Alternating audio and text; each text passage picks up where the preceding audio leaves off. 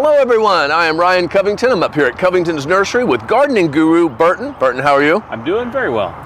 You probably see Burton and know this is already going to be a gardening episode, but there's a bit of a surprise today. We have lots of videos about vegetables, but today is our first in a series about growing fruit. Specifically, today we are talking about a Texas favorite, peaches and nectarines.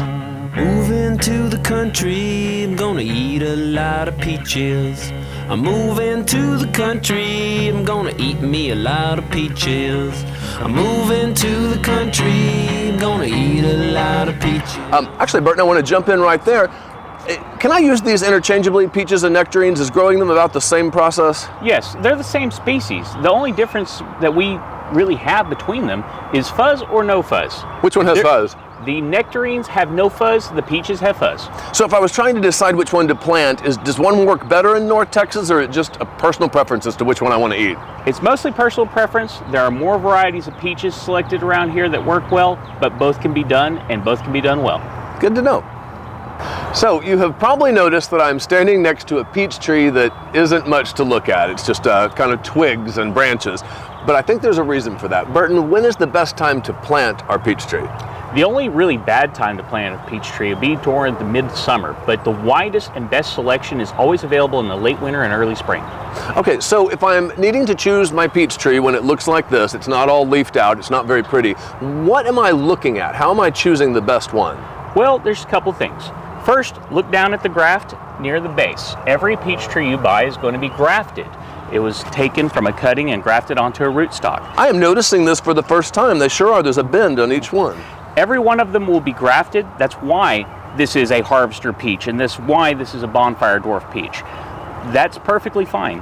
There will always be some angle. You just want to make sure it's reasonably straight, and that the top, all other things considered, is well spaced out and spread out. Though on young fruit trees like this harvester peach here, a lot of times you don't have more than a couple of branches to work with in the beginning. So maybe what I should be thinking about is more what type of peach I ultimately want to eat. That's correct. Okay, so Burton, I have decided, let's say, which peach I like the best, and I'm going to plant that one. Do I need to be shopping for two peaches? Because I've heard that some fruits need a pollinator partner, or...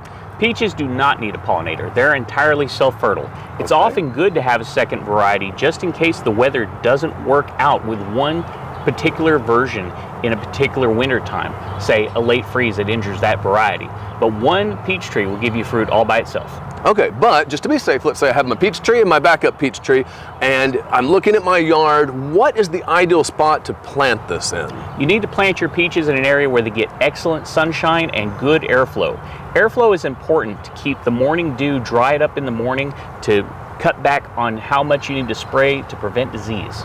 Okay, so I'm still a little fuzzy on airflow. Does that mean not up against something, not up against the house? Not up against the house, not up against the fence. You want to have good airflow all around the plant.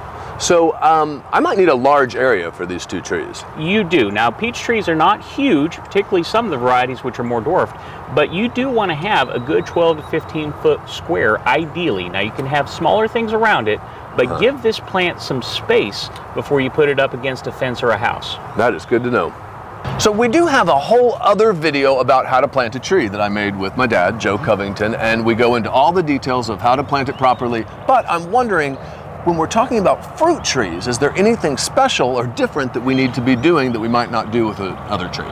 The basic planting is entirely the same, but when it comes to peaches and nectarines, I like to build up a low mound, a little bit higher than grade, right where I'm putting it, about this wide, about this tall.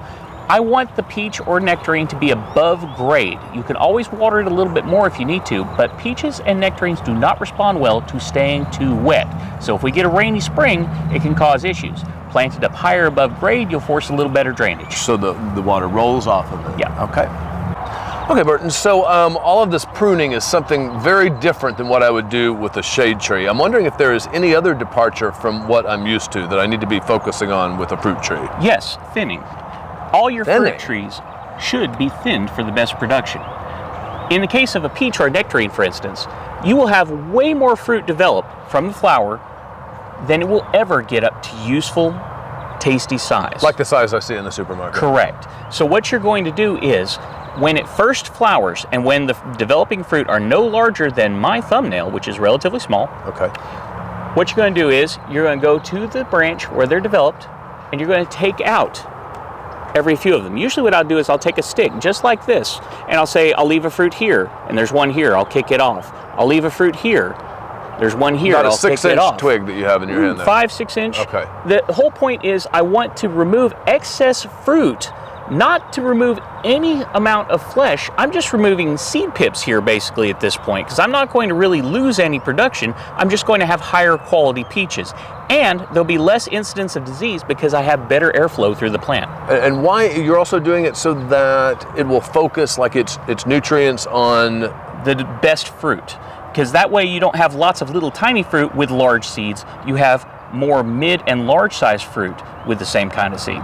Okay, and when do I do this thinning? You do this thinning immediately after petal drop when the developing fruit is no bigger Than than your thumb. my thumbnail. Oh God. Not my thumb, I'm the thumbnail. gonna have to borrow your thumbnail. It's small. Okay, so the pruning and the thinning, those are both complete departures from what I'm used to doing with a shade tree. And now I'm wondering also, is my same fertilizer going to work? I normally use a tree and shrub fertilizer. Maybe I'm using something special. We use something a little different for fruit trees. Their nutritional needs differ than that of your conventional shade tree.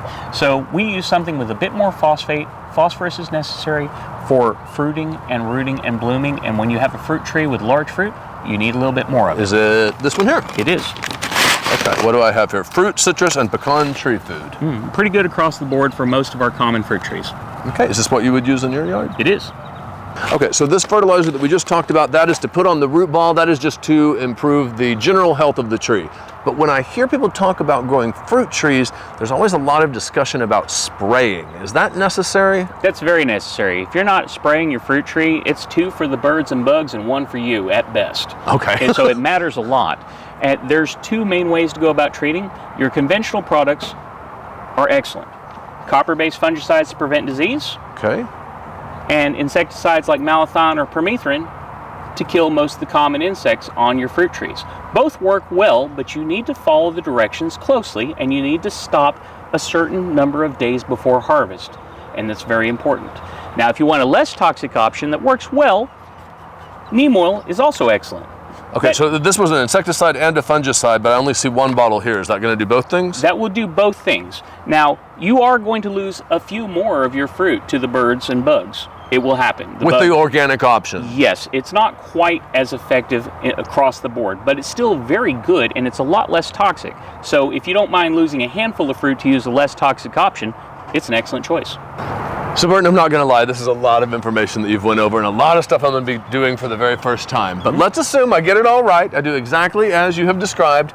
When can I expect to be harvesting all these peaches? Well, at the very earliest, for the earliest varieties, late May, but most of them will provide through June and July. Okay, so a summer harvest, and when I say all these peaches, how many are we really talking about here? Well, the first year, not very many. There's an excellent argument to be made for taking every fruit off of it the first spring. Why would we do that? You do that so it spends all that energy on roots instead of young fruit. But since I almost never have the heart to do that, I'm usually taking off all but a few and at least keeping a handful. Yeah, it would be hard to throw them all off. Okay. But if we want to encourage the overall health of the tree. Yes. Now, later on, after a couple years, you'll start getting more and more fruit. Each year, there will be more fruit than the previous year, to the point where you will not be able to do enough with it unless you're into giving jams, jellies, or have a lot of friends That's where you we want to make. get to, is a cobbler time. Yeah. Okay, well, thank you so much, Burton, for telling us all of this. This has been very, very helpful. Thank all of you for tuning in. We have a lot of other videos that we talk about potatoes, tomatoes, peppers, all the other vegetables. But until we see you up here at the nursery, let's grow together. Yeah. Okay, hold on. Have I told you this story?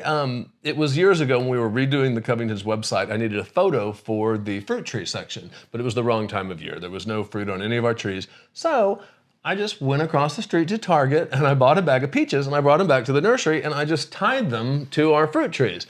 Well, it was during business hours. So these 2 old ladies, customers, saw me and were horrified. She said, is that what y'all do? She really was. I mean, she clutched her pearls, I think. Like, is that what y'all do? That is despicable. And I said, no, ma'am. No. This is just for a photograph. This is not what Covington's does. No grand deception going on. Is that what y'all do? I should have told her, yeah, I'm exhausted. I just finished taping all those flowers to the roses. I'm moving to the country, I'm gonna eat a lot of peaches. I'm moving to the country, I'm gonna eat a lot of peaches.